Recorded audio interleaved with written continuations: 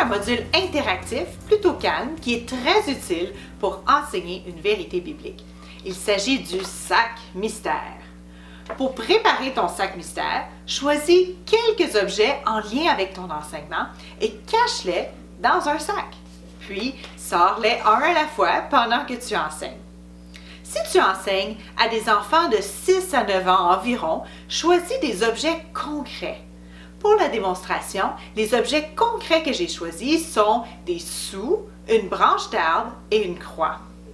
Pour un groupe de 7 âges, choisis environ 3 ou 4 objets pour garder ton enseignement à une durée d'environ 5 minutes. Pour un groupe de plus de 9 ans, tu peux intégrer des objets abstraits, c'est-à-dire des objets qui symbolisent un concept, une idée. Pour la démonstration, les objets abstraits que j'ai choisis sont un miroir, une loupe et un bijou. Tu remarqueras que j'ai utilisé cette activité d'enseignement pour expliquer l'Évangile aux enfants à partir de l'histoire biblique. Je te lance donc un petit défi. Pendant la démonstration, sois à l'écoute pour repérer les points suivants dans l'enseignement. J'identifie le problème du mal, du péché, chez le personnage dans l'histoire. J'explique que faire le mal est un problème que nous avons tous. J'explique c'est quoi le péché et quelles sont les conséquences du péché, être séparé de Dieu, la mort qui est entrée dans le monde. Je parle de comment Jésus a montré son amour envers le personnage dans l'histoire et combien nous aussi, on est précieux pour Dieu. J'explique ce que Jésus a fait pour nous, comment il est mort sur la croix pour payer la conséquence de ce que nous avons fait de mal et qu'il a écrasé la mort et le mal en revenant à la vie. Puis j'explique aux enfants que tout comme le personnage dans l'histoire, nous avons à choisir comment nous allons répondre à l'amour de Dieu pour nous. Il est également important d'inclure quelque part dans notre enseignement une application pour que l'enfant qui a déjà choisi de suivre Jésus puisse avancer dans sa marche avec Dieu. Dans l'histoire de Zachée, on peut par exemple souligner la façon que Jésus traite les gens, particulièrement ceux que les autres ont tendance à mettre de côté.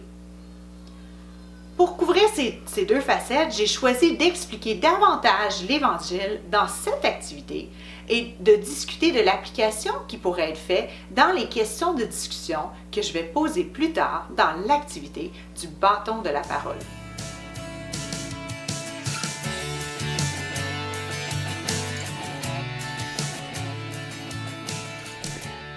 Alors les enfants, ici c'est mon sac mystère.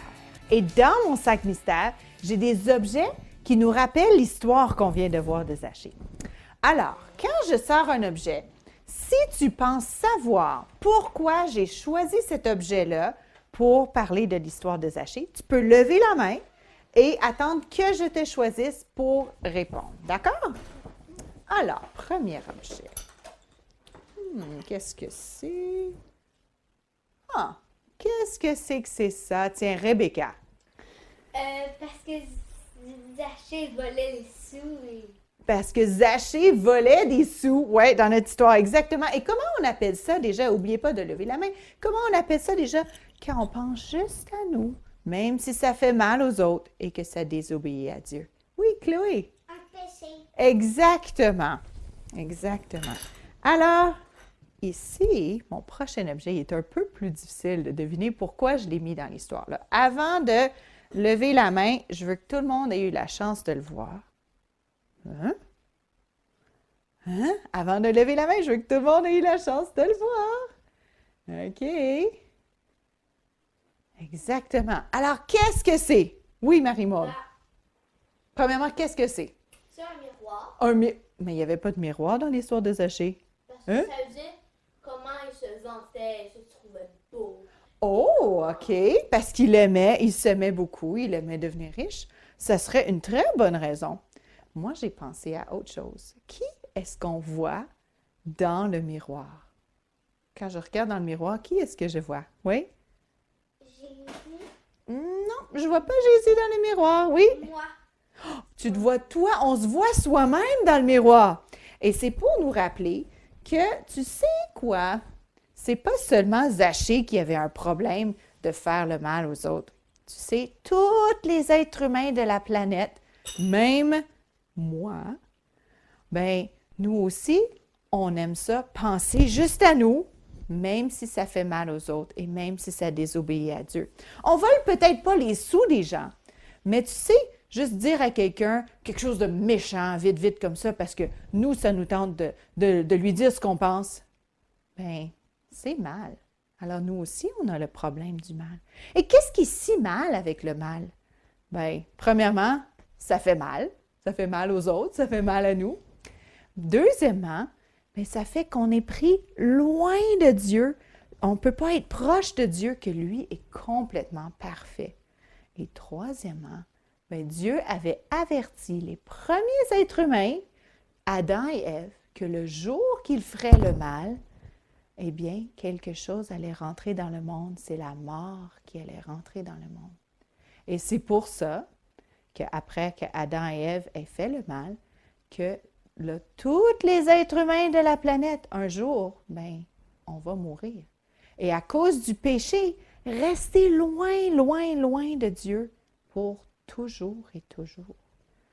Ouf! Heureusement que notre histoire ne finit pas là. Parce que ici, dans mon histoire, pourquoi est-ce que j'aurais choisi cet objet-là? Thomas. Pour représenter l'arbre. Pour représenter l'arbre. OK. Qui a été dans l'arbre, Thomas? Zachée. Zachée. Et qui est-ce qu'il a rencontré pendant qu'il était là-haut dans l'arbre, Chloé? Dieu. Oui, Dieu. Dieu le Fils, hein? Jésus, exactement. Et puis, comment est-ce que Jésus va traiter Zachée? Comment est-ce que Jésus va agir envers Zachée? Marie-Mon? Comme un égal. Comme un égal, OK. Un petit peu plus. Comment il va le traiter? Oui? Son ami. Comme son ami, exactement. Hein? Il va le traiter avec respect, avec gentillesse. Il va aller chez lui. Exactement. Alors, et qu'est-ce que ça va faire comme différence dans le cœur de Zachée de rencontrer Jésus? Oui, Chloé? Depuis faire le mal. Ah, exactement, il veut changer. Alors, qu'est-ce qu'il a fait pour montrer qu'il a changé? Qu'est-ce qu'il a fait pour... Oui, Rebecca? Donner de l'argent À qui? aux pauvres et à eux qui a volé de l'argent. Oui, à ceux à qui il avait volé l'argent. Alors, Zachée va complètement changer, exactement parce qu'il a rencontré Jésus. Et là, vous allez me dire, à quoi sert, pas pourquoi je l'ai choisi tout de suite, mais à quoi sert le prochain objet? À quoi ça sert, ça, Chloé? Le fait est Dieu à regarder dans la loupe. OK, oui, dans l'histoire, on a parlé que Jésus cherchait quelque chose, mais nous, dans la vie de tous les jours, on se sert de ça pourquoi? Pour regarder. Pour regarder, plus gros. pour voir plus gros. Les détectives, on les voit utiliser ça pour Chercher. chercher. Et les choses qu'on cherche, savais-tu que plus que quelque chose est important pour nous, plus on va le chercher très fort. Par exemple, si un petit bout de ficelle tombait de ma manche et tombait par terre, est-ce que je me mettrais à quatre pattes puis je vais chercher toute la journée jusqu'à ce que je le trouve? Non, je risque de même pas le chercher parce que c'est pas très important. Mais si je perdais mes clés d'auto ou mon portefeuille, là, je risque de chercher jusqu'à ce que je le trouve parce que c'est vraiment important. J'en ai vraiment besoin. C'est vraiment précieux pour moi, j'en ai besoin. Alors, oh oui, Chloé, tu avais commencé à vraiment nous donner une bonne idée de qui avait parlé de chercher quelque chose dans notre histoire. C'est qui avait dit qu'il cherchait quelque chose? Oui, Chloé? Qui dans l'histoire a dit qu'il cherchait? Dieu. Oui, Dieu le Fils, hein? Jésus cherchait, a dit qu'il était venu chercher et sauver ce qui était perdu. Puis là, on a dit, ben là, on comprend pas ça. Zachée, il n'est pas vraiment perdu. Il est là dans l'arbre. Il n'est pas difficile à trouver. Il n'est pas perdu dans la forêt. Pourquoi est-ce que Jésus avait besoin de le chercher? C'est quoi son problème à Zachée? Il était perdu à quelque part dans la forêt? Non, avez-vous une idée? C'était quoi son problème? Pourquoi Jésus avait besoin de le chercher? Au début de l'histoire, c'était quoi? Qu'est-ce qu'on voyait comme problème que Zachée? Oui? Il volait. Il volait. Il était pris avec le problème de faire le mal. Et comme on avait dit, tous les êtres humains sur la terre, on est pris avec le problème de faire le mal, d'être loin de Dieu. Fait qu'il était comme pris loin de Dieu, pris avec le problème du mal. Exactement. Et tu sais, tu te rappelles comment j'ai dit que plus que quelque chose est précieux pour nous, plus qu'on fait de gros efforts pour le chercher, mais Jésus est descendu du ciel, il était au ciel avec Dieu le Père, où est-ce que tout est parfait, tout va bien, pas de problème, pour venir habiter ici sur la planète Terre, où est-ce qu'il y a le mal, où est-ce qu'il y a la maladie, où est-ce qu'il y a la souffrance, où est-ce qu'il y a la tristesse. Et Jésus est venu habiter ici avec nous pour chercher justement des gens comme Zachée. Alors, la raison que Jésus a fait tout ça, c'est pourquoi? C'est parce que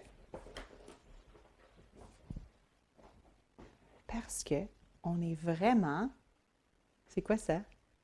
Oui? Un diamant. Comme un diamant, comme une pierre précieuse. C'est pour nous parler qu'on est vraiment précieux pour lui. Zachée était précieux pour lui. On le voit dans la façon qu'il a parlé à Zachée, qu'il a traité Zachée. Mais toi, et toi, et toi, et toi, et moi, on est vraiment précieux pour Jésus. Et il ne veut pas qu'on reste pris dans le mal et qu'on reste pris loin de Dieu et qu'on reste pris avec le problème de mourir et d'être loin de lui pour toujours. Alors, il est venu sur la terre pour chercher les gens qui avaient ce problème-là. Et qu'est-ce qu'il a fait pour régler ce problème-là, le problème du mal et le problème du péché? Eh bien là, dans cette histoire-là, Jésus était dans la ville de Jéricho, dans la ville de Zachée. Là, il allait passer à travers la ville de Jéricho et aller à la ville de Jérusalem. Et dans la ville de Jérusalem, il allait lui arriver quelque chose d'épouvantable. Qu'est-ce que c'est ça? Oui? Une croix. Une croix. Et on allait mettre Jésus sur une croix, clouer Jésus sur la croix et il allait mourir. Oh là là!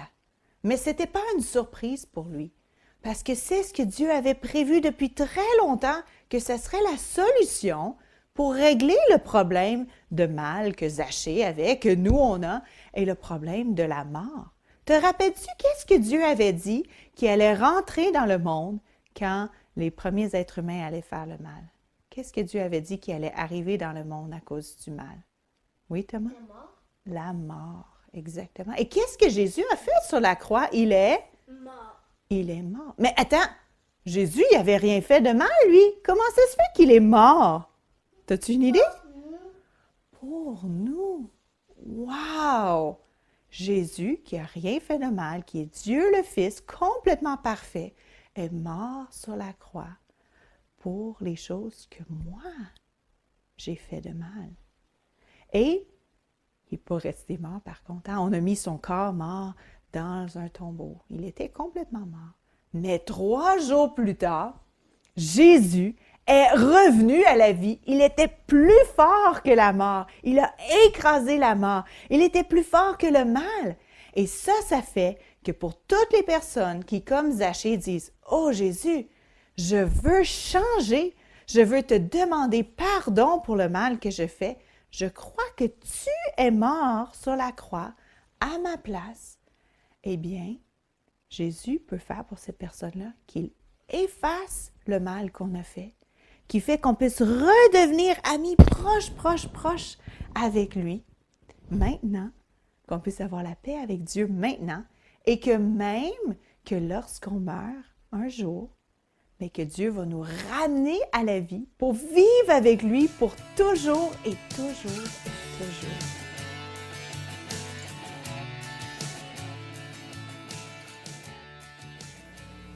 Tu pourrais aussi enseigner une vérité biblique avec des mots mystères en boîte. Il s'agit d'un module interactif plutôt calme.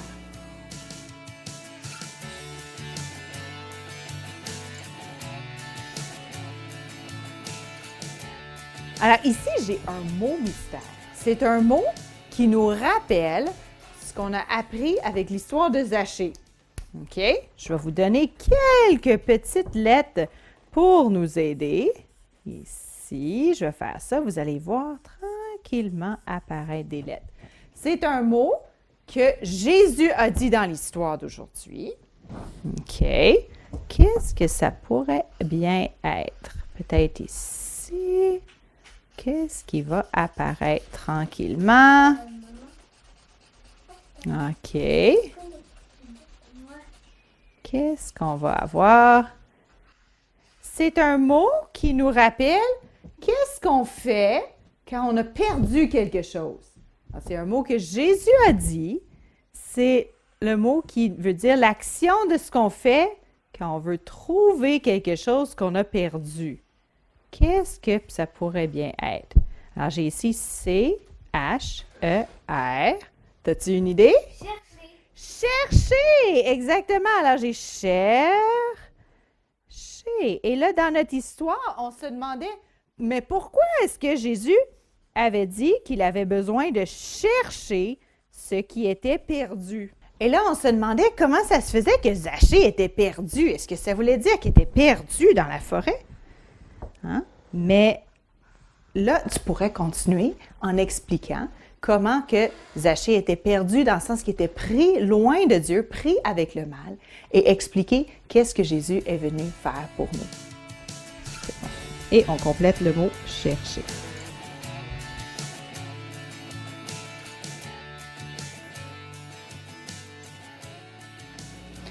Avoir une discussion avec une marionnette en bas est une autre façon amusante pour enseigner une vérité biblique. Il s'agit d'un module passif.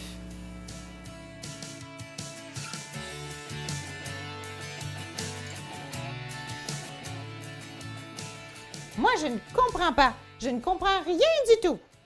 Qu'est-ce que tu ne comprends pas? Moi, je ne comprends pas comment ça se fait que Jésus n'était pas capable de voir Zachée. Qu'il n'était pas capable de voir Zachée? Ben oui, Jésus devait avoir besoin de lunettes. Quoi? Jésus a besoin de lunettes? Ben oui, il a dit qu'il cherchait Zachée, mais il était facile à voir, il était juste là, dans l'arbre.